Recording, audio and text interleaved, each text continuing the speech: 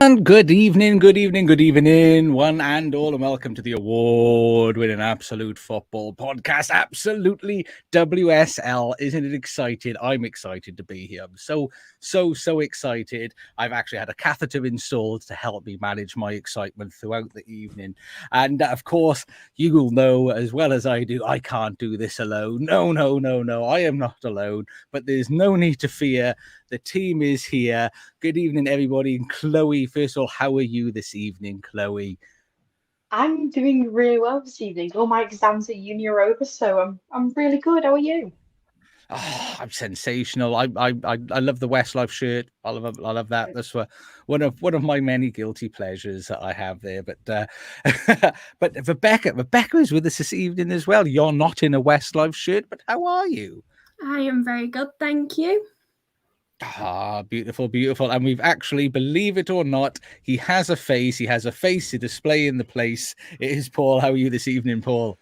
I'm happy my camera works, although everyone watching probably isn't. But apart from that, how are you doing? It's all good. It's all good, and I know I'm going to be carried gracefully through this evening show. But we're not alone in the chat. We've had people leaving comments before we even started this evening. We had Oliver who's looking forward to it, and Oliver, if you are here or if you're watching it later on in the day, thank you very much. We do appreciate your support.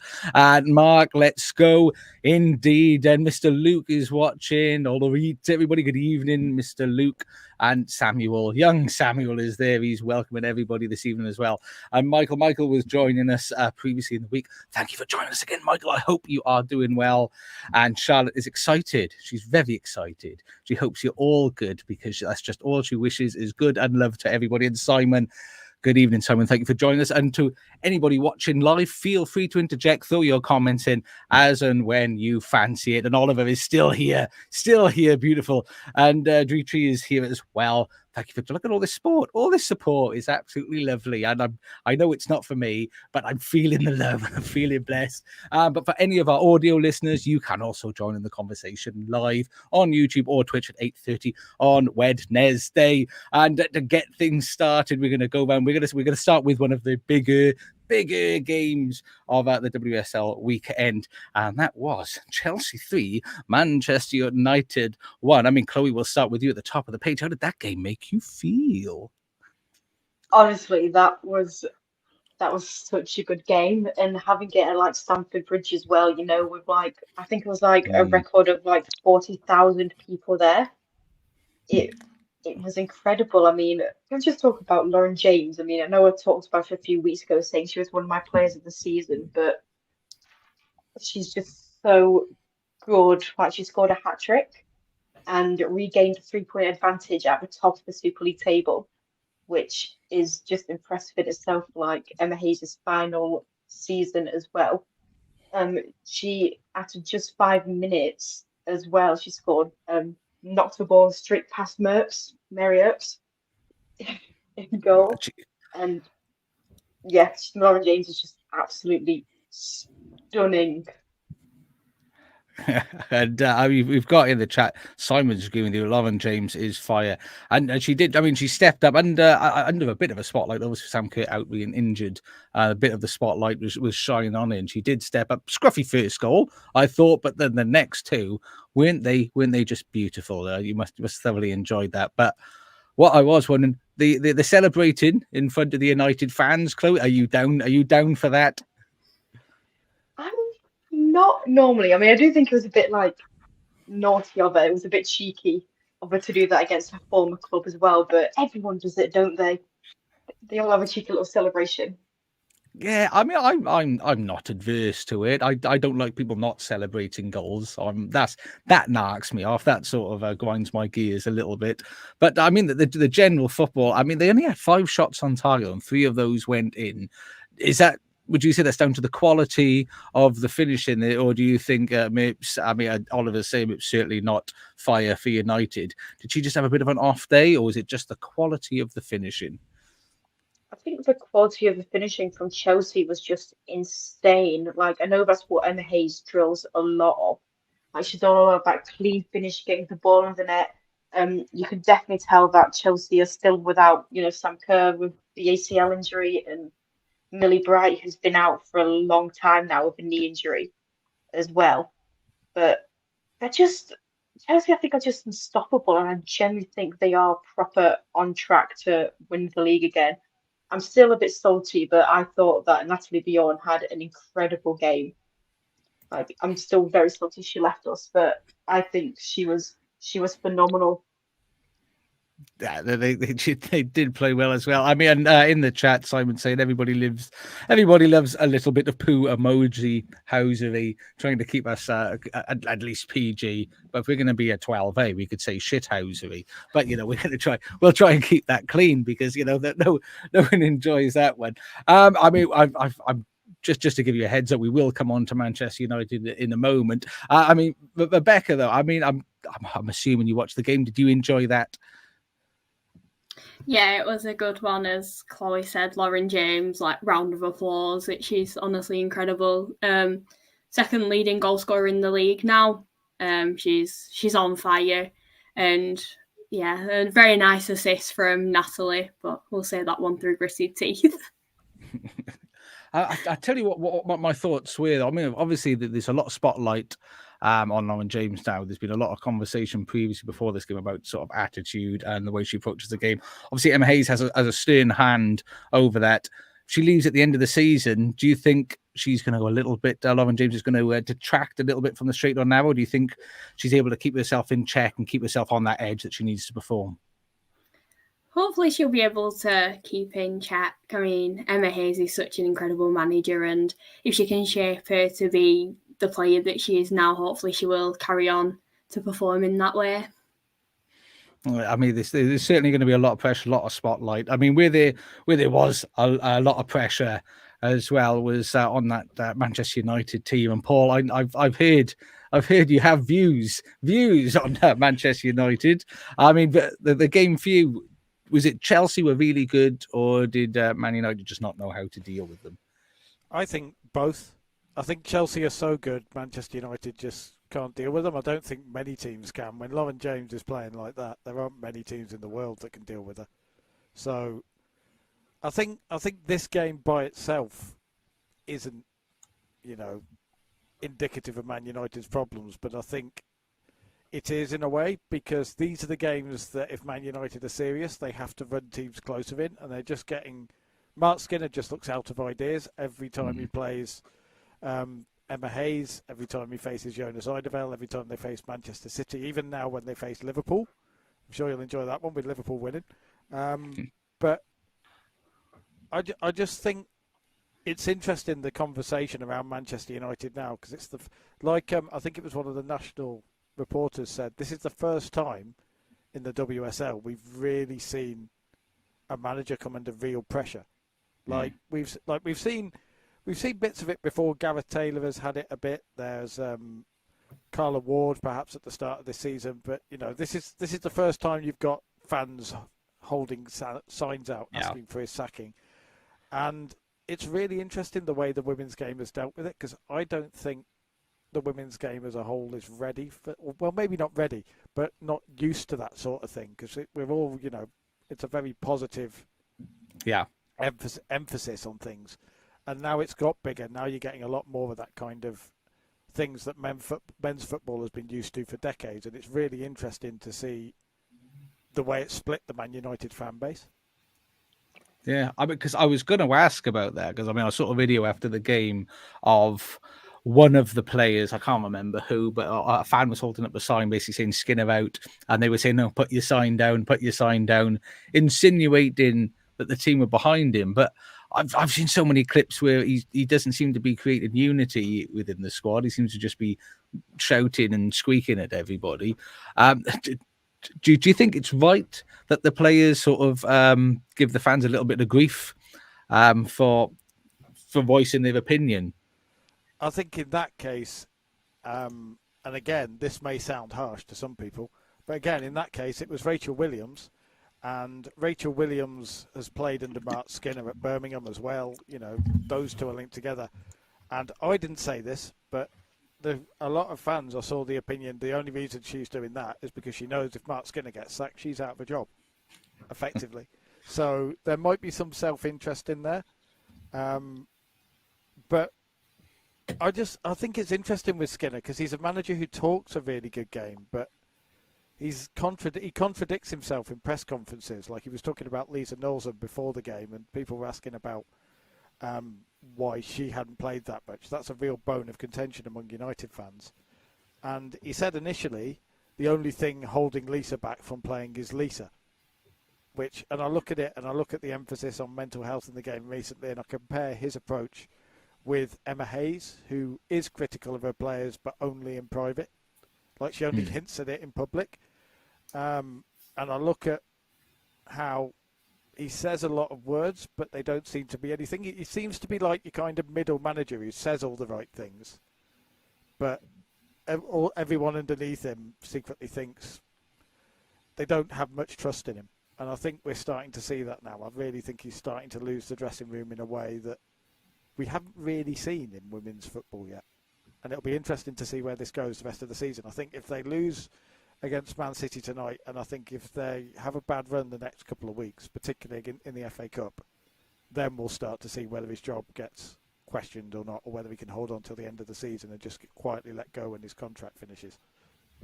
I mean, Oliver's in the chat. He said, moving over to Chelsea, he said it comes across that Lauren is indicative of what can happen when girls get proper coaching from their early ages. I mean, your view on Lauren James, the Chelsea performance as a whole, do you think it was all down to her, or do you think it's the way that the team played around her that they gave them the result?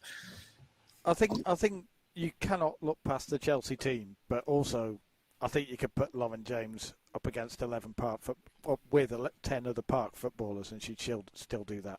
She's a very, very special talent, and I like. You've talked about her celebrating in front of the Man United fans. I like that. I like that edge. Because coming from men's football, like there was talk of the Chelsea end applauding Mary Earps at one point, and I'm like, you don't do that during the game. Afterwards, maybe. But you don't do that during the game. And Lauren James has got that nasty streak you only see in the really great players as well as the amazing talent. Like, you might say she's proper Chelsea. She's proper, she's got that edge to her. And Chelsea are always better with her in the team. Yeah. And I think Matthew saying in the chat, you went to the game on Sunday, and every time she touched the ball, you could feel around the ground that she's going to do something special. Only Willcast players can do that. And I did sort of feel the same. I mean, moving back onto United, I mean, Chloe, nobody seemed to show up, really. Do you put that through to, again, Chelsea being overwhelming, or why didn't the big players show up for Manchester United for you? I think it's a case of both. I think Chelsea overpowered them, but also I think they're just not playing as well as they could be. Like United have got some incredible players. They've got, like the likes of Ella Toone, Nikita Paris, they've got Mary Earps. So like Rachel Williams, who we know comes off the bench and scores absolute bangers. Like they've got all this incredible talent, but they're just not. I just don't think they're using them in a way. And I don't know whether that's just because they're not with the manager, if you get me. Like, a lot of them seem to not be working with Skinner. And I mean, I'm someone who doesn't necessarily like Mark Skinner. And like, I've openly admitted that. Like, I'm not a Mark Skinner fan at all. But there just seems to be such a shift from who they were this year compared to who they were like this time last year. And I don't know what it is, but it needs sorting out soon, because, like I said, United have the potential to be such a good team, but there's just something missing. And I'm going to say, Rebecca, before we move on to the next game, your feeling, do you think Skinner's time is up? And as Paul said, the first manager under some real pressure. Do you think he's going to crack? Do you think the board are going to make a move, as it is in Manchester United, if that's what they do? Or what's going to happen? I think something's going to have to happen soon. I mean, you look at the United that were playing last season, they're now 10 points away from the top. Although the goal did sort of like set them off on the front foot in the second half, they still struggled to create anything. They had a couple of chances, but just needs to be, if something's to change, I think that'll be better. But then you look at injuries as well with United at the moment. Gabby George is out ACL, and I feel like she could have been a really good one to hold the midfield in. Like, she was brilliant at Everton, so there's a lot of things to look at, but then I do think it could be time for him to go. Yeah.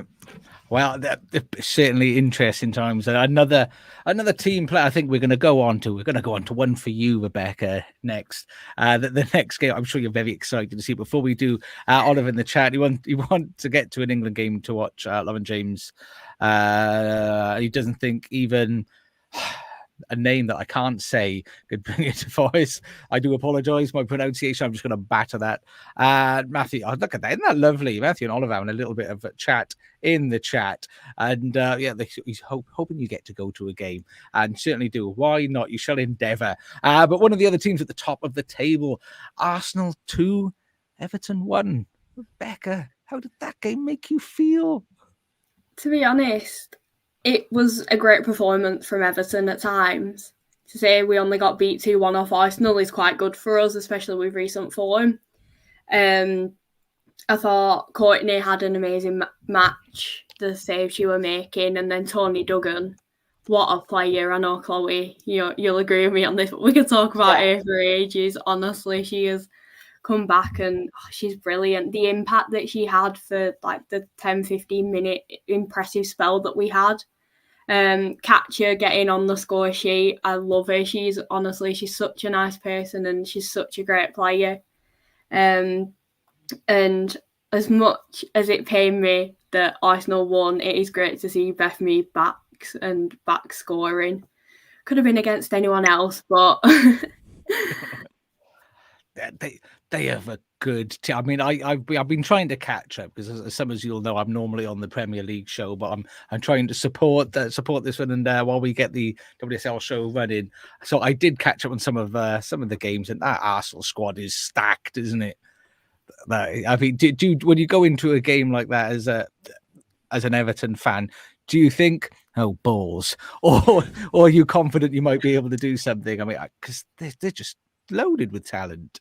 Yeah, you are a bit scared going into one of the matches, especially because we had quite a young team out, so you just don't know what will come from it, especially with recent results. We were on a bit of a downward in form, but although we got beat, it was still a very positive performance. But yeah, Arsenal are quite scary.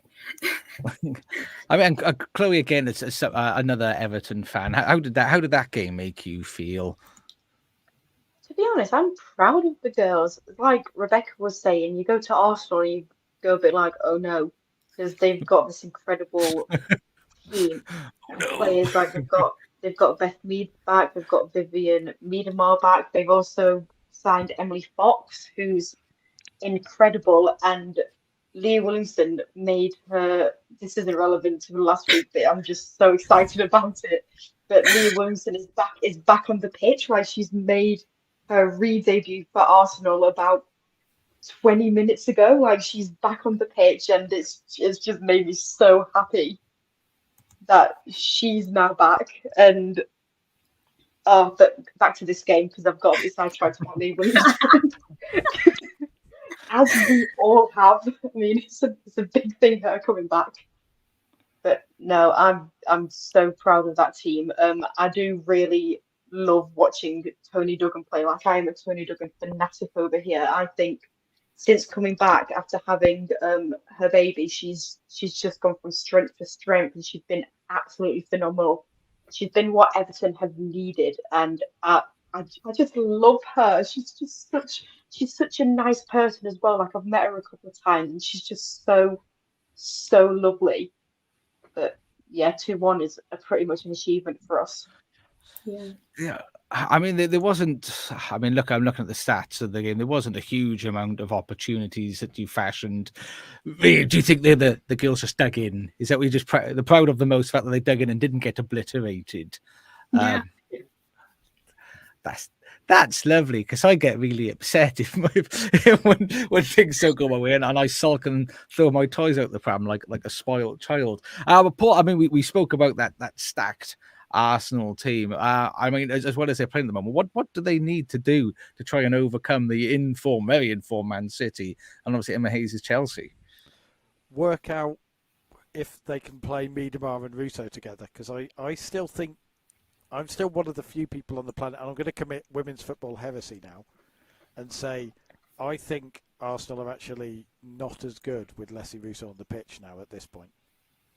Because with now Miedemar's back, Stina Blutstanius has got another hat-trick for Arsenal tonight in the Conti Cup. We won't mention the Leicester City versus Everton result. I don't know if the other two girls have looked, but... Yeah, let's not mention that one. After it. We'll just say it's because they're tired after putting in a fantastic performance against Arsenal. It's sapped all their energy. But yeah, Arsenal, I think they are a very, very, very good team. But I almost think they've got too much talent, and they're trying to work out how to put it all in. And it could lead to some square pegs in round holes, but keeping them all happy. I'm just not sure that Russo has the worst shooting percentage of any striker who's played more than 10 games in the WSL. Well, played more than about 500 minutes. So there you go. I dug that one out. You see, I checked this because I knew I was going to get stick for saying this. So I've dug up the come statted up. For it. But yeah, I think Arsenal still, their main problem is going to be finding their best team. And if they don't play their best team against the likes of Chelsea and Man City, then they will get beaten, because Man City are beating Man United as well. They've outshot Man United something like 20-8. So I think that's more pressure on Mark Skinner, even if it is only, the Conti Cup. It's not the WSL. I think there's all sorts of stuff piling up on him, and I think Jonas Eidevall also will have that if he doesn't win anything this season. But Jonas Eidevall probably is in a much better position because he at least has the players playing for him, clearly. And do you know what? I've just checked the Conti Cup score. Just don't look at it. I don't know. I'm assuming. I'm not sure who Oliver supports. I don't know if this is a dig at you girls. The Everton game's giving me good FA Cup vibes. I'm assuming then Oliver might be a Leicester fan, potentially. Who knows? But we won't give him any of that. But I mean, have you got praise, Paul? Have you got praise for Everton's performance at the very least? Are you happy, Jonathan, Rebecca and Chloe, with that? I've got praise for the yes. I think Everton are a team who should be doing better than they are, and I think they've deserved more than they've actually got this season. Some of their performances have been really, really good, and they've just had the bad luck. I'm going to join the Tony Duggan loving as well, because she was one of the first players that I really kind of got into with women's football back, like when she was playing in like the early mid 2010s kind of time, when she was really at her peak form for England, and I was just like, this girl's amazing. And we didn't get to see her that much because she disappeared off to Spain for Barcelona and Atletico Madrid, so it's lovely to see her back, and I might actually get to see her watch to see her play in person now, which would be lovely. Lovely. And I think Oliver said in the chat for the FA Cup, he supports Nottingham Forest, and he's got you guys at home, so that'll be come back then, and we'll see if Chloe Rebecca will be gloating or just pretending like nothing is happening, that there's nothing to see here, nothing's going on at all. I begrudgingly, there's another sort of top end of the table game which happened, which I begrudgingly want to bring up. Man City 5, Liverpool 1. Oh, my April fruit days. I mean, Paul, if we'll come back to you on that one. Man City were quite good there, weren't they? Liverpool made the mistake of scoring too early. Like Taylor Hines' goal was amazing. I was gonna say it was a lovely goal, wasn't it? I'm trying to help you out here. I'm trying to give you like I went consolation. ooh when I saw it. I saw that and thought this could be interesting. And Liverpool have been really good throughout the season, but it almost just seemed to wake Man City up. And then you have Bunny Shaw, who's arguably the best striker in the world. And She's a monster, she's annoyed, isn't she? when she's annoyed, you poke the beast. That's what Liverpool did, and Man City just did what Man City do. And Gareth Taylor deserves a lot of credit for that, because I was very critical of him last season. I thought he gave very Skinner-esque vibes. He was last season's version of that, where he said a few things in interviews, and they didn't really sign anybody over the summer, and you were kind of, But he's really done. Jill Rourke coming in there has done something special for them. I don't know whether it's that. I don't know whether it's him in general, but the difference between the two sides of Manchester is very, very stark indeed, and Man City look pretty special. Yeah, that bunny sure. She's just so powerful and fast, and technique was really good. It was really upsetting. It was one of the first sort of WSL highlights I picked up. I saw the score and thought, do I really want to watch this? I thought, no, not really. But she was just, it was just immense. Some fabulous play there. I mean, Rebecca, I started you off being upset about Everton, but you can take a little bit of glee. So, how did this game make you feel? It's what you expect from Man City, to be honest. Unstoppable at times in the league. Quickly off topic, the comeback's on for Everton. We've scored. Oh, there you are. In what is it, the 90-something, 82nd minute you scored in? That's the height. If they can hang on for if they let you reach 90 plus 15, come on. Come on.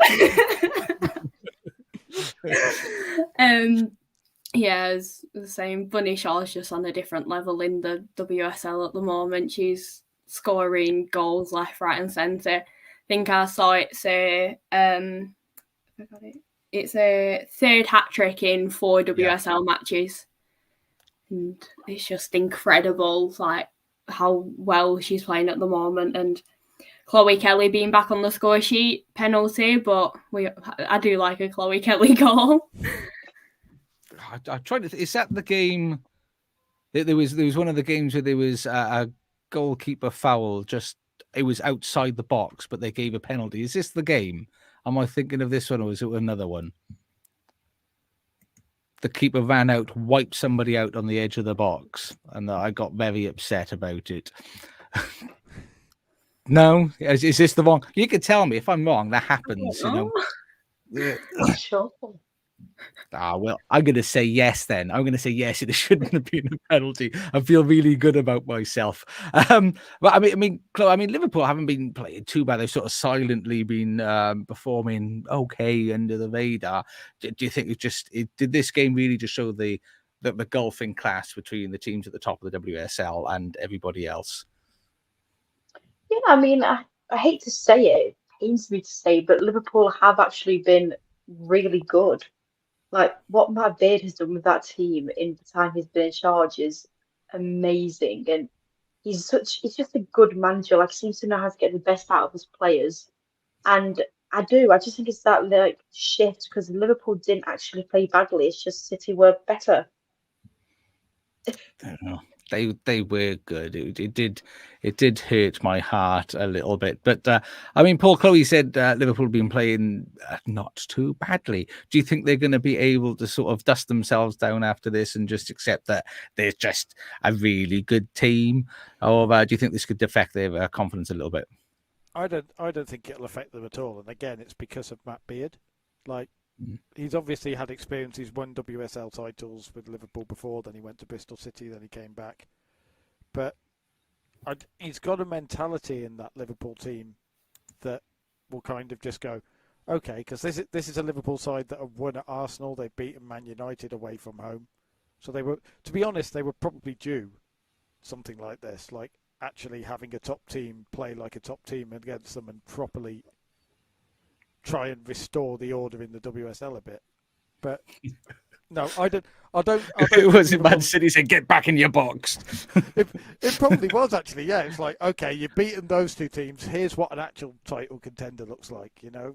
Here's what the team that is really going to challenge Chelsea looks like, and it's kind of, yeah. I think Matt Beard will turn around and say to them, right, park it, much like Brian Sorensen does. I really admire Brian Sorensen as a manager as well at Everton, because he just seems very even keel. Like, it doesn't. Everton could win 5-0 or lose 5-0, and you wouldn't really know from his post-match interviews, at least in terms of the tone of them. He's very kind of calm, and he seems to keep the team on a calm, even keel. And it won't be long before Everton are getting results at places like Arsenal, at Man City as well. I don't think, with the way he's building that team. And I think the same's the case with Matt Beard. Liverpool are maybe just a little bit further along. Yeah, and Simon in the chat saying it was that game. The keeper wiped out Lauren Hemp. What a very nasty landing it. Well, I mean, the thing that got me a little bit is, for me, the foul, the keeper did come out, and she did wipe out Lauren Hemp like a beast, absolutely, like skittled it up in the air, up and over. But it was outside the box. That was my only thing. But what confused me a little bit, for me, I mean, I don't know if anybody can recall this one, but she was the last person back. So why it wasn't a red card for coming out the box, for wiping her out and being the last player back? That should have been a red card. If you've seen it, you could go, Josh, you're just fabulous. Of course, you're right. I can't believe you never doubt yourself. So I'm just going to settle on that one. But moving down the table ever so slightly. I mean, a very, very high scoring weekend. But the next one, West Ham 3, Tottenham Hotspur 4. What a game of goals, and some smashing goals. I mean, Rebecca, if you caught this one, how did that one make you feel? It was a bit of a shock, a 7-match thriller. That was a brilliant performance from Grace Clinton. She bagged 2 goals and an assist, which is a great performance for her.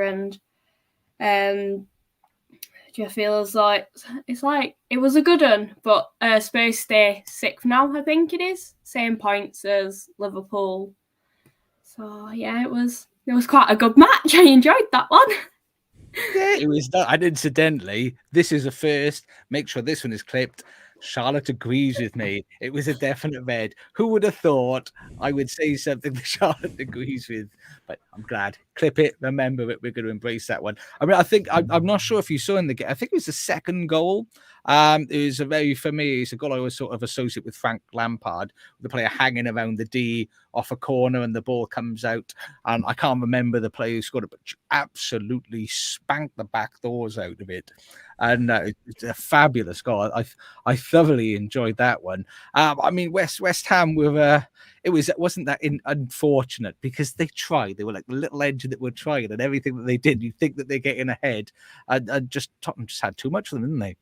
Yeah, West Ham, they did put a shift in, and it was quite a shock to say West Ham are second bottom. So to be able to keep Tottenham as close as they did, I thought, yeah, it was unfortunate for West Ham, but Tottenham just came out on top.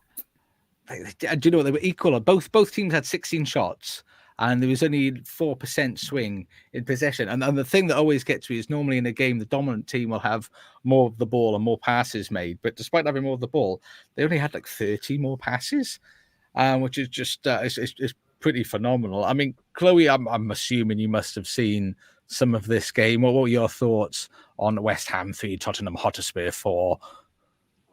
Yeah, I thought it was a really good game, and fair play to them for playing in the storm, because Christian Lewis couldn't even take the corner kick at one point. The corner flag flowing everywhere, and the ball kept rolling away.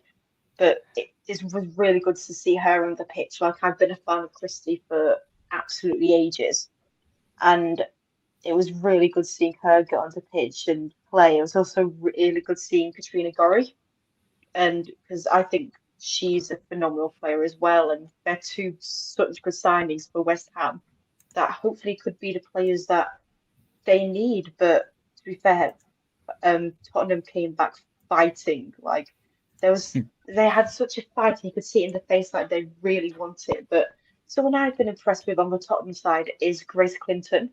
Like, I think she's on loan this season, but she's just been incredible, and hopefully it continues for them.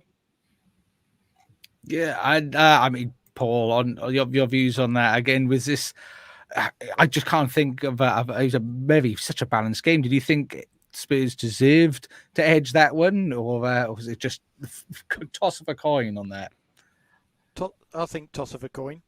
Genuinely, it was a great advert for the WSL as a whole, and it was a great. I'm glad it was on Sky actually, because the big broadcasters tend to pick the big teams still, as is the case, in football in general. So normally a game like that will be like on the FA Player at 2:00 rather than the primetime game on Sky. And the fact that it was on Sky and people watching it got to see that, it's not just the Chelseas, the Arsenals, the Manchester Uniteds that put the really good games on. Hopefully it'll get a few more people down to both West Ham and Spurs watching them and help the growth. That's the real thing that I hope comes out of it. But I also think that Grace Clinton was great, but this is where I dropped my patented.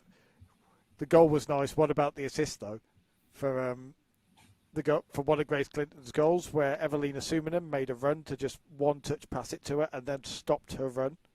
Like most players would have kept on running into the area, and then you never know what happened. She's offside, but you could see Clinton was like, no, I'm going to turn and shoot. Stopped her run, backed off, and Clinton just stuck it into the bottom corner. And I just thought that was a lovely bit of team play. Yeah, it was a superb game of goals. I mean, we've got in the chat, Alid's joining us. Thank you, Alid, for joining us. He said he's got eyes on two things. Vex and women away at TNS, Total Network Solutions, today currently. That is 2-2, and he's also watching this great podcast. What a podcast. And Luke said he needs to spruce himself up on the WSL. I've no idea. You can join me because I'm having to educate myself as we go along. And Shawnee's updating us with the Conti Cup. Man United pulled the goal back to make it 2-1, but it's in the 95th minute. It's through to 90 plus 11, that game at the moment. Unfortunately, Chloe Rebecca, you didn't manage to pull back those 4 goals in the extra 15 minutes, which I thought was going to end up half an hour that you needed. And if anybody is interested, Arsenal battered the back end out of Reading 6-0, which is that's not very nice, is it? Bless their little hearts. And the Aston Villa Sunderland game, which Faye's currently at, Aston Villa are leading Sunderland 4-0 in the 75th minute. So a little bit of update there. If you're watching live and you were going to watch those games later on, I've just spoiled that for you. And I'll apologise if you want me to. But I mean, but West Ham, do they deserve to be where they are at the moment there? Probably yes, but that's not necessarily because they're really, really bad. It's just because it's so tight outside the top 4. Like everyone keeps talking. You've very clearly got the top 4 teams, and then you've got everybody else who can take points off each other week after week. Rhian Skinner does have a bit of form though for doing the whole rubbish first half of the season, really splashy signings in January, and then save her team though, because she did that with Beth England at Spurs last season. So she seems to make something of a habit of that. Splashy signings. I'm interested to see a splashy signing. That'd be quite a reveal. Moving on, which game shall we pick on next? We're going to work our way down in excitement, but another good game. It's not top versus bottom. It's sort of middle-ish versus bottom. Brighton and Hove Albion 3, Bristol City 2. Chloe, how did that game make you feel? I thought it was a decent game. Elizabeth Turland has now scored the majority of Brighton's goals, and she scored the 95th minute winner, which I have to say was actually pretty exciting. And they are now 6 points clear of the relegation zone, which again is just incredible. And I think Turland's such an underrated player. The amount of goals she's got, and she's just so good. But no, it was a really good game. Finished 3-2. Elizabeth Turland scored the win. Scored in the first half. She scored the 95th minute winner. It was her 9th WSL goal of the season. Just read that now. It's her 9th goal. Yeah, I'll be honest. I felt a little bit sorry for Bristol City. 18 shots to Brighton and Hove Albion's 8. I'd say amount of shots on target, though. I mean, they were again another one, which is the little engine that could. Did you feel sorry for them at all, or because 95th minute after all of those goals, surely that must have stung a little bit? Do you think? Yeah, the 95th minute's got to hurt. Particularly when it was 2-2 for ages, and then you just get that the last minute when it does hurt, and it will probably sting for a bit. But Bristol City will come back next week. They're currently last, I think.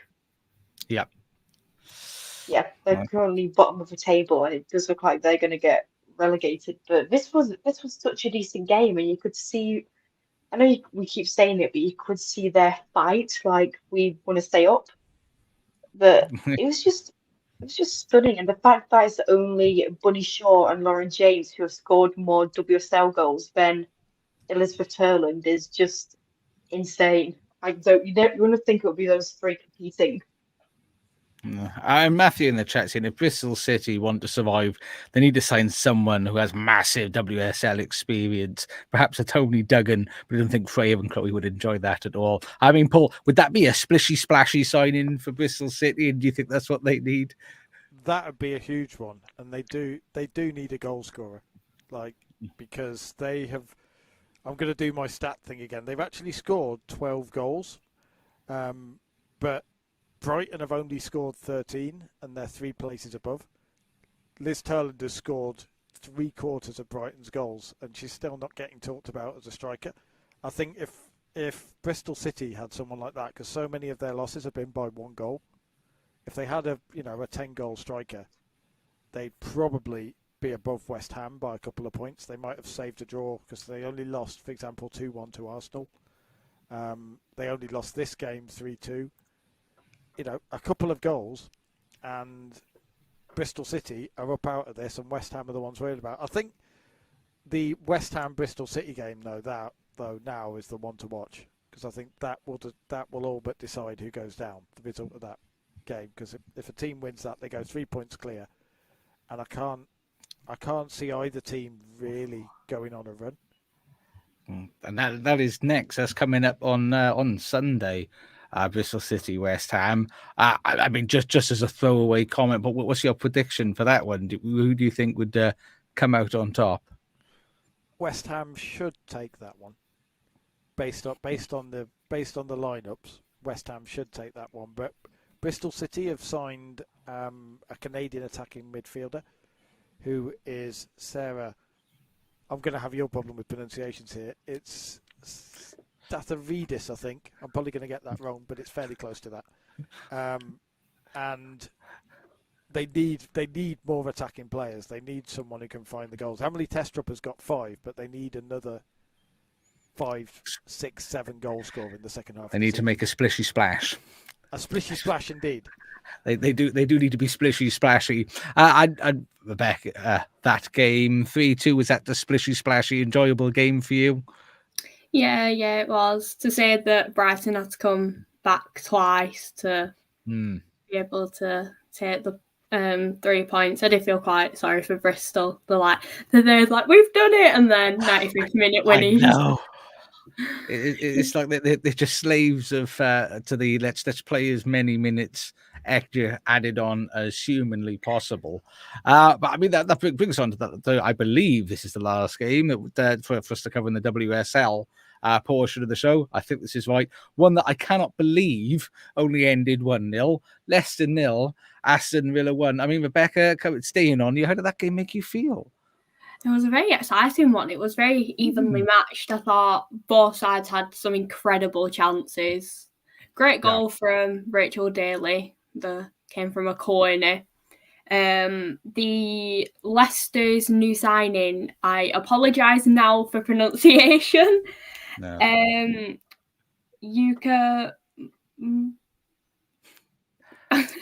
Go on. I'm just going to stick with first name. I thought she was incredible. Like the chances that she made to try and help Leicester, but Villa they held out.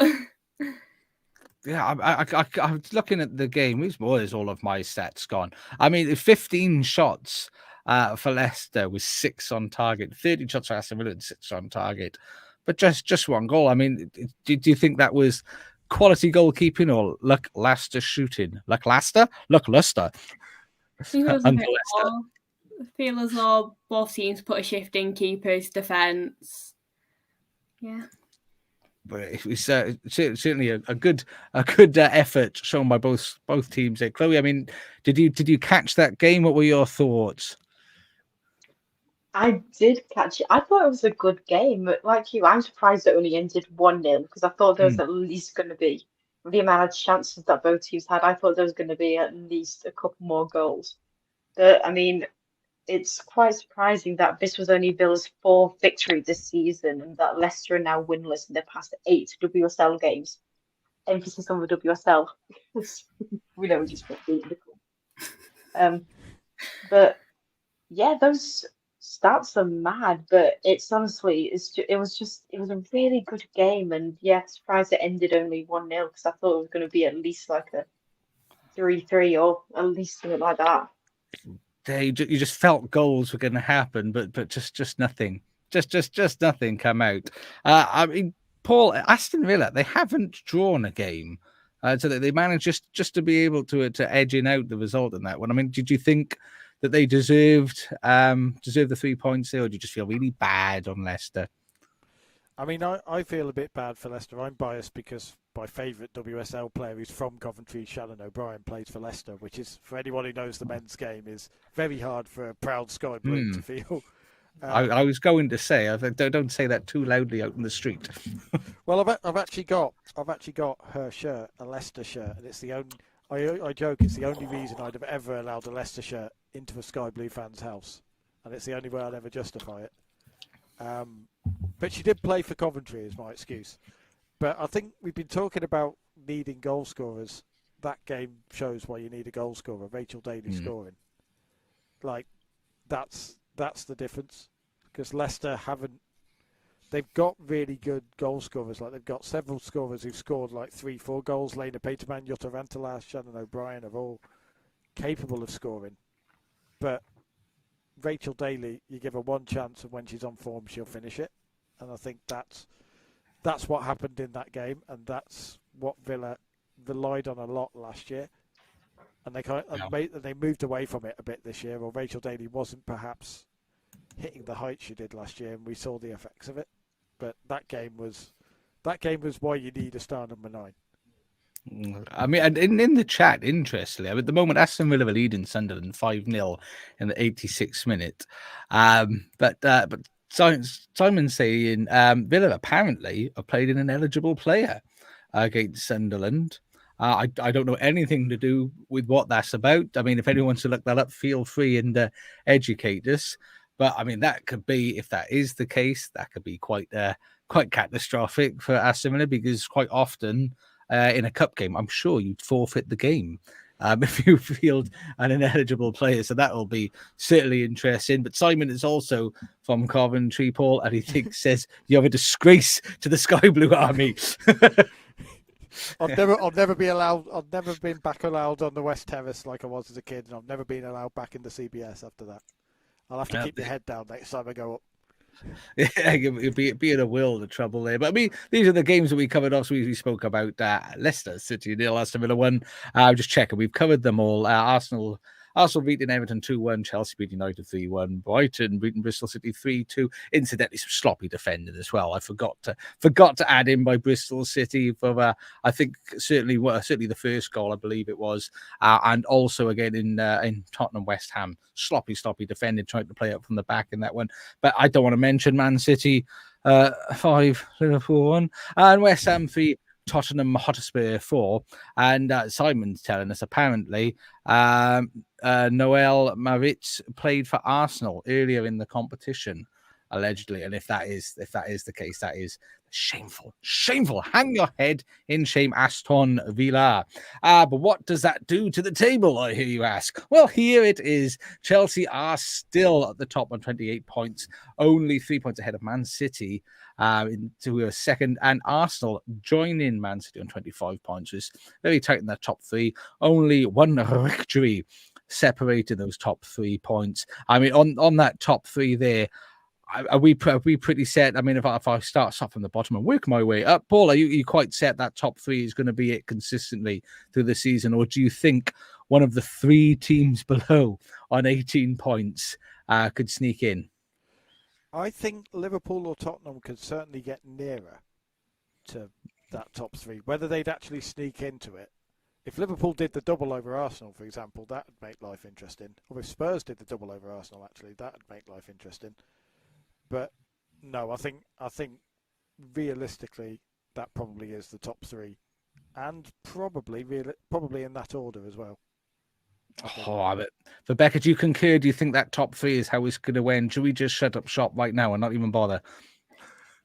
I think it is going to be between them 3. I don't think it's going to stay that way. I think Chelsea have won it, but I think City and Arsenal could swap and change throughout the rest of the season. I would pray that Everton could get a bit higher up, but I'll keep hoping. You keep hoping and wishing. And I mean, Paul might know that song. He's a little bit closer to my age. You're far too young, Rebecca. Chloe, do you feel that top 3 is that consistent? That's where we're probably going to end up. Yeah, I think so. 100%. I think that's pretty much bang on how it's going to end. Like Rebecca, I'd like Everton to be a little bit higher, but still a long season left, so I have to see. Well, that's it. We've all in agreement. Chelsea are going to win. We might as well go. Thank you, everybody, for trying. I'm only joking. As I said, 4th, 5th, and 6th is Man United, Liverpool, and Tottenham Hotspur, all on 18 points, which I love the fact that you've got so many teams with the same amount of points. It does tickle me. Aston Villa then in 7th on 12. Brighton and Everton, both 8th and 9th, 11 points together. Again, that lovely that they're all sharing. They're all being together. Everyone wants the same points. Leicester on 10. And again, West Ham, Bristol City, 5. They're being 5 together. That is just lovely. All these teams wanting to share the points. I mean, Paul's already spoken. He believes that West Ham are going to beat Bristol City next week and push and create that gap, make it a little bit wider. I mean, Rebecca, do you think West Ham are going to do that and Bristol City are going to remain at the foot as we come to the tail end of the season?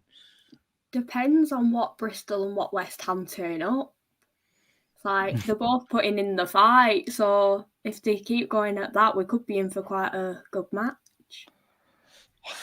How about you, Chloe? Are you predicting as well that West Ham are just good? Because none of you lot seem to like Bristol City. I think it's terrible. Are you at least going to show them a little bit of love, or do you think just they're staffed? I think bless them, they're trying their best. Bless their hearts. Trying. They're so cute, all of them trying so hard. Yeah, like everyone else said, I do think it is going to be a close game between them, but it just depends like who wants it more and who's prepared to put in that fight and maybe play like a little bit dirtier than they normally do to make sure that they get all 3 points, because the 3 points is the main difference here. And I mean, here's a little bit of good news for everybody. Apparently, Chelsea are 1-0 up in the Champions League at the moment against, I believe it's Real Madrid. Is it Real Madrid that they're up against? They're 1-0 up. So Emma Hayes potentially a step closer to a dream conclusion over at Old Chelsea before she goes over to America, which incidentally, before we get to the championship, I haven't had the opportunity to ask. Emma Hayes moving, I believe she's going to America at the end of the season. Obviously, it's great for her. What a wonderful opportunity. I mean, if I start, because you were nodding there, Rebecca, do you think it's a huge loss? Obviously, do you think maybe it's a bit too early for her to make that move, or do you think when that opportunity comes up, she's just got to take it? I think she's got to take it. You see what she has achieved with Chelsea. She's been incredible over the time that she's been there. So a new challenge for her is going to be quite exciting, and to see what she can do with America. I mean, I think it is. It's a bit of a loss because if you see the way Chelsea play, they're so good. I mean, Paul, do you think there is another manager in the WSL that could sort of step up and take that mantle as the standard setter? I don't think there's any manager probably on the planet that could that's actually available that could step in and do that. I think we're looking at Alex Ferguson leaving Manchester United here because what she's done at Chelsea, she is the reason Chelsea are where they are. And I think ironically, if they want to come back, Chelsea fans probably need to hope they don't win the Champions League. Because I think if they don't win the Champions League, I think that will always still eat away at her, and I think that will definitely bring her back. But I think if they do win the Champions League and she achieves that, then all she's really got left to win is the World Cup. And and then she's won everything it's possible for a manager to win. And is she the greatest ever manager in the women's game? She's got the chance to be. I think that's the level that the WSL are losing at the moment, and I think lots of managers will want to step into that, but I think we've already seen with Casey Stoney and Laura Harvey, the two main people, the two main successors, both being very quick to turn around and say, no, don't want it, we're happy where we are. And the Barcelona manager, Jonathan Giraldez as well, he would have been one turning around and saying, leaving Barcelona and then saying, no, don't want Chelsea. It's managers know. I think they know what they'd be taking on, and it's almost as if the next manager stepping in there is going to be a bit of a sacrificial lamb as Chelsea get dragged back a bit to the rest of the pack. I mean, I don't think any manager wants that. I mean, you use the Alex Ferguson analogy. Then you think the next manager is going to be? I'm sorry, girls. The David Moyes. Is that what you're telling me? Yeah, I think. There are the only manager out there who I would look at and say is comparable to bring in, who hasn't already ruled themselves out of it, is Serena Wiegman, but she's not going to drop from England to Chelsea. With all due respect to Chelsea, so not right now anyway. Not right now anyway. Maybe if she has a bad World Cup qualifying campaign, touch wood to stave that one off, but. If she starts going the way of England men's managers and the pressure starts building and all that sort of thing, she might think maybe I'll have a go at Chelsea. But until then, no. I pity any manager taking on that job. I really do. Yeah, pity the fool taking that job. And Simon was saying when the USA women's job becomes available, you have to take it. And and best of luck to her. And best of luck this evening. Simon, you can keep us up to date in the chat because it's too many windows. I'll get lost if I try and open any more. Moving on to the championship games. I mean, Chloe, do you want to pick a game and tell us any game that you'd like to? Yeah, well, I'll go with the one that's first on my notes, which is Southampton Watford, which finished 3-0 to Southampton. Sophie Farah scored a double in the second half for Southampton, and Watford suffered their 9th defeat of the season, which is pretty big. Megan Collette got a late goal in the first 45 minutes, but Watford played a brilliant game. Like, they were just up there. It's just a shame that they didn't get any points. No points. Well, having a puffing and getting no points, letting everybody down. To feel ashamed, Watford, you just let them all down. And well done, Southampton. Rebecca, do you have a game? Do you have a game you'd like to tell us about in the Championship? I'll go with the Charlton and Blackburn match. So this match sees Charlton go to the top of the league. So brilliant win for them. It was quite a late try for Rovers. They pulled back to get it to 3-2 in the 92nd minute. Goals in the 26th and 47th for Charlton, which not seen much of it, but it did sound like a very close match towards the end when Blackburn tried to pick back up. But yeah, it takes Charlton above Sunderland now. And I mean, and in the chat, Simon Sellis Ant will be and from our absolutely lower league show on Thursday will be very happy with Sunderland beating Sheffield United 3. Well, I imagine he will. I mean, Charlotte in the chat is telling us as well. Loser of a new favourite adopted team. She watched a documentary on them. And they're such a great club. Hope they can pick up some wins soon because they did draw 1-1 against Durham. And,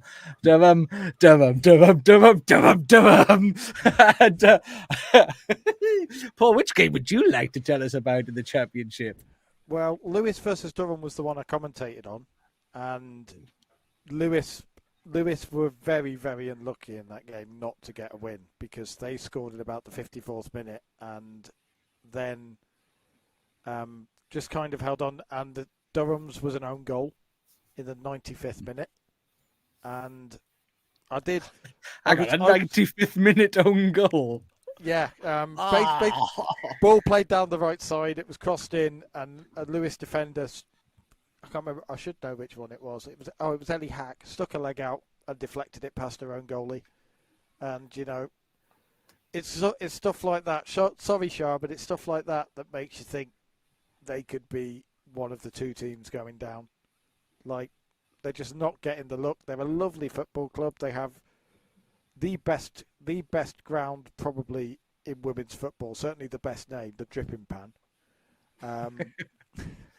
But it's a lovely ground. I've been down there. It's properly picturesque. It's been voted most beautiful ground in English football about 3 times as well.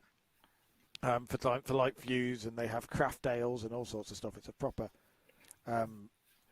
blokes football ground, but also welcomes like women and dogs, and they have beach. Sorry, I'm going off on.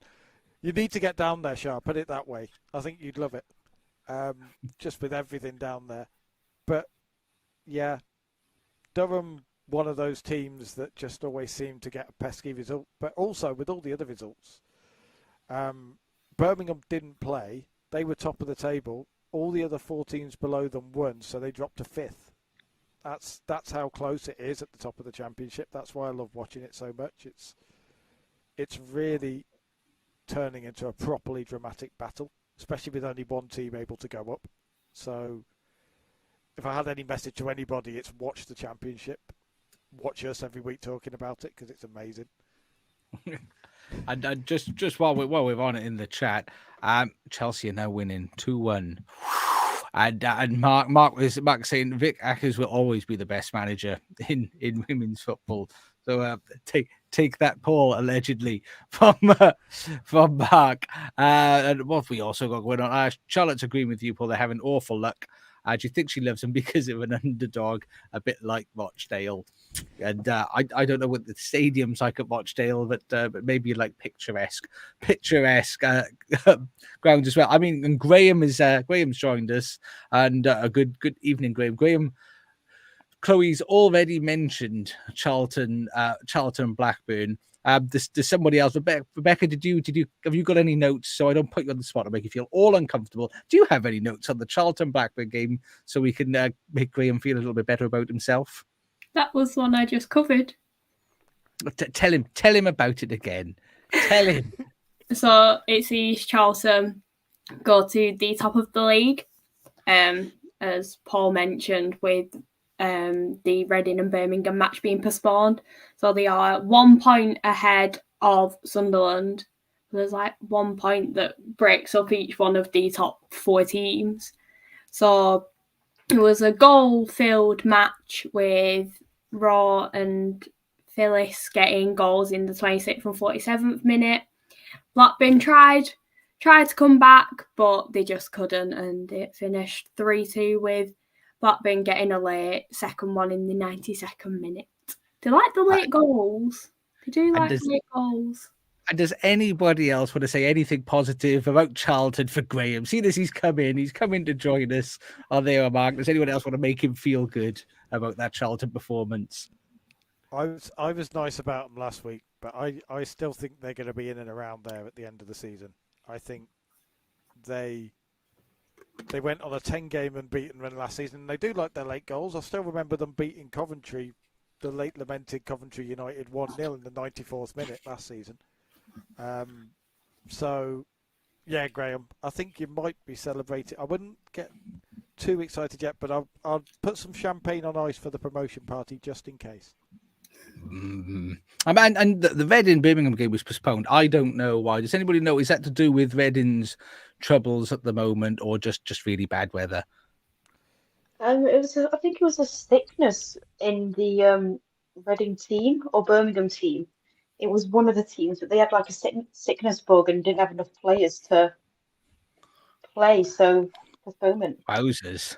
Wowzer, that is some sickness bug. Don't tell Spurs though, because the Spurs men's team, because I'm sure they had a win. You might all be too young to remember this many a time ago. I want to say Juan de Ramos. He was at Spurs back, and they had dodgy lasagna, and Arsene Wenger was at Arsenal, I think, as well. I might be mixing up a couple of teams together, but that is some. And Oliver's confirmed there was a sickness outbreak after Reading's game with Wolves. So it must be Reading. God blimey. It had Wolves. Wolves postponed their game as well. It's known as Taco Gate because apparently it was dodgy tacos. So there you go. Spurs had lasagna. And Oliver's agreeing. He's confirming Wolves had to call off their game. Sam said some dodgy crab for Spurs. And Matthew, well, the dodgy lasagna, classic football heritage, showing my age. See, I'm sure my age like to bring it all together. The only other game I think we haven't mentioned is Crystal Palace 2, London City 0. I mean, for people like myself that don't know London City. What I mean, Paul, you cover the Championship. London City, are they based in London? No, they're based in Kent. They play in Dartford, in Prince's Park Stadium, which is eco-friendly, but it's always fun going down there because the biggest crowd. They have a large wooden statue of a man, like in one corner, and that's the only person who turns up to every London City game. It's sometimes probably the only person watching them because they haven't really grown their fan base much. They've got a lot of money because they've just been taken over by the owners of Washington Spirit and Lyon. So they've clearly seen there's a chance there to get things going, but they're based in Dartford, as Graham says. They have got the big man in the corner who stopped a few shots himself, but they're just not. They're very much franchise FC. I don't want to be too harsh on them, but a lot of Championship fans see the club as a bit. There's lots of jokes about them being a football club with no fans whatsoever. Still, they're trying to build all of it. If they got promoted, it would be very interesting seeing them on telly. Put it that way. But they're not 2-0 to Crystal Palace, and that gives us the Championship table there. And as we've mentioned, again for you, Graham, Charlton, they're at the top with 26 points, and as Paul mentioned, is all very tight down to sort of fifth. Only 3 points separating them. Sunderland is second on 25, Crystal Palace third on 24, Southampton 4 on 24, and Birmingham fifth on 23 points. Before we get to in sixth place on 18 points, Blackburn in seventh on 15 points, Sheffield United and eighth on 14 points, London City and ninth on 12, Reading 11 from 11. That is lovely. And Lewis on 8 points in 11th, and Watford bottom on 6. Simon saying in the chat that London City are the MK Dons of the women's game. I've got to be. I haven't got an issue with a franchise club, to be honest with you. And especially, I mean, if there's 12 teams in the league, if that's going to help if they can help generate any interest and they can do well, I think that's lovely. More power to them. But down at the bottom there, Lewis and Watford. I mean, Paul, do you think that they are going to be able to drag any of the teams above into that, or should they be concerned? I think Reading could be dragged into that very easily. Reading of a club in general, obviously, we've talked about with the men's game as well. They have issues, but they're a club going the wrong way, and I think Lewis have got the kind of grit behind them, and Watford as well. I've got a soft spot for Watford just because when Coventry United pulled off their great escape with the 97th minute last kick of the season to stay up after being deducted 10 points, it was Watford who went down So I feel a bit sorry for Watford. I've always had a soft spot for them. And if they can both drag Reading and London City into that battle, then that would be lovely. Sheffield United as well, I think, are a club to watch with all their recent troubles. I think there's still stuff going on there, and I think they could possibly get dragged into, particularly if they get on a losing run, they could easily get dragged into that fight. So I think there's definite hope for Lewis and Watford at the moment. I don't think you should count either of them out. I mean, the only concern I'd have is it's just the number of games in hand Reading have over Watford, certainly. But there's a lot of unevenness down there with games in hand, and that could make all the difference in the bottom of the championship there. And again, Graham, embrace it, enjoy it. Charlton atop, you can smile and be happy for now. And we've got the chat. Matthew saying London City used to be known as Millwall Lionesses. And Oliver's asking, didn't London Bees associate from Barnet as well? That means nothing to me. Did you have that? Paul's nodding yes. Yeah, you've got lots of clubs. Basically, the board fell out at Millwall Lionesses, and so one of them, who had a very rich husband, convinced her husband to buy her a football club, and so they then set up London City. And that's where they are now. And then a few years later, they've sold it again to the owners of some of the richest football clubs in the world. So London City of a story. And then you've got London Bees, used to be Barnet, and still play at the Hive. And so, it's London Bees at the Hive. I love that. It's a proper soap opera when you actually look at it sometimes down in the lower tiers of women's football. There's some cracking stories going on. Oh, you've got to embrace it. And Alan said in the chat, TNS are the Milton Keynes Dons of Wales. Is originally a team based in Wales in Llantrysfed, I believe that's pronounced, but moved to Oswestry or Oswestry, because I do get that pronunciation wrong. And TNS stands for Total Network Solutions, as they used to be owned. And my favourite line was always in the Welsh Premier League. They'll be dancing in the streets of Total Network Solutions tonight. Always tickled me. And all of us give us a bit of trivia. An 18-year-old maybe it was an unused sub for Forest when Barnet beat Forest in the cup final. And just while we're talking on cups, Aston Villa beat Sunderland 7-0. So Freya and Ant, Freya might be giving Ant a bit of grief, unless, of course, Villa have fielded an eligible player, and if they potentially get kicked out, Ant could be rubbing his hands together, be very, very happy with the result there. I think any of the results that we haven't covered, there's not. And I'll tell you what I'll do. I'll take a quick look in the Women's Champions League game to see what's going on at the moment, because I don't really know. Chelsea is still leading, 86th minute. They're still leading Real Madrid 2-1. Very exciting times. But we've done all of the games. We've done all of the women's football. And I haven't really fallen over myself at all. So I'm very proud of myself. But I could only have done what I've done this evening with the help of you guys. Chloe, Rebecca, Paul, thank you very, very much. And Chloe, if people want more of you, where can they find you? So they can find me on Twitter and Instagram at ChloeBear529. Oh, sensational. Rebecca, where are you? Where are you if people need you? But if they need Rebecca Shaw on their feeds. I am on Twitter and TikTok, and it can be found in the little pointing there. So there's too many underscores to say. It's all the way over there. And everybody enjoyed. Thank you very much for your help this evening, Paul, as well. We've got to see you all night long, in the words of Lionel Richie, all night long was Paul. And where can people find you, sir? They can find me. I can't point at it. I'm pointing the wrong side. There we go. At Paul W Radio. And you all being well, you can hopefully find me on the FA Player doing a game most weekends. I've got Sheffield United versus Southampton in the Championship this weekend, so that should be a tasty one. sensational. And make sure you do check him out there. And of course, if you do want to follow me, you're very, very silly. But I am at FMFO_official, which I will change at some point because that was from my Football Manager streaming days, which I don't do because I'm too old and boring for those things these days.